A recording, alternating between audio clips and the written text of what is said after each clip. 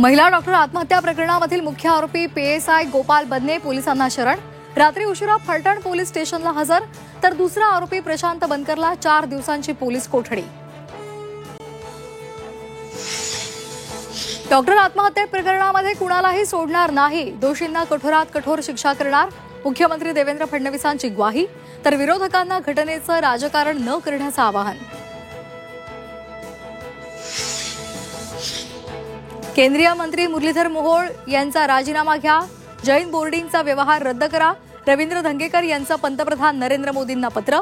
तर 27 ऑक्टोबरपासून धरणे आंदोलनाचा इशारा. स्थानिक स्वराज्य संस्था निवडणुका 3 टप्प्यांमध्ये होणार. निवडणूक झाली की लगेच निकाल लागणार.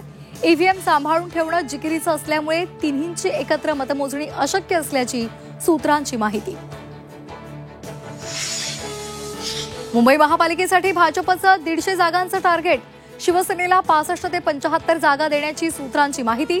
तर एकनाथ शिंदे 50-50 फॉर्म्युल्यावर आग्रही.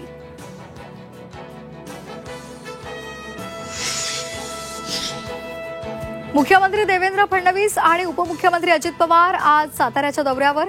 विविध विकास कामांचं भूमिपूजन.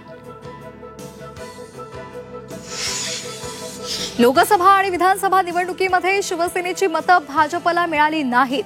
नितेश राणेंचा टू द पॉइंट आरोप. शिवसैनिक भाजपला मतदान करत नाहीत तर युती कशाला. नितेश राणेंचा थेट सवाल. नालासोपाऱ्यात पोलिसांकडून ड्रग्जचा कारखाना उद्ध्वस्त. 14 कोटींचा ड्रग्जसह 5 जणांना बेड्या. रशीद कंपाऊंडमधील एका गाळ्यात ड्रग्जची फॅक्टरी सुरू होती. राज्यामध्ये बुधवारपर्यंत पुन्हा पावसाचा अंदाज. मराठवाडा, मध्य महाराष्ट्रासह कोकणामध्ये जोरदार सरींचा इशारा. तर केरळमध्ये काही ठिकाणी मुसळधार पावसाचा अंदाज. विमानामध्ये प्रवासादरम्यान मोबाईलच्या पॉवर बँकचा स्फोट. मोबाईलच्या पॉवर बँक संदर्भात अभ्यास सुरू. विमानातून पॉवर बँक नेण्यावर बंदी येण्याची शक्यता. वांद्रे वर्सोवा सी लिंक प्रकल्पाच्या कामांना पावसाळ्यानंतर गती मिळणार. पश्चिम उपनगरामधील वाहतूक कोंडी सोडवायला मदत होणार.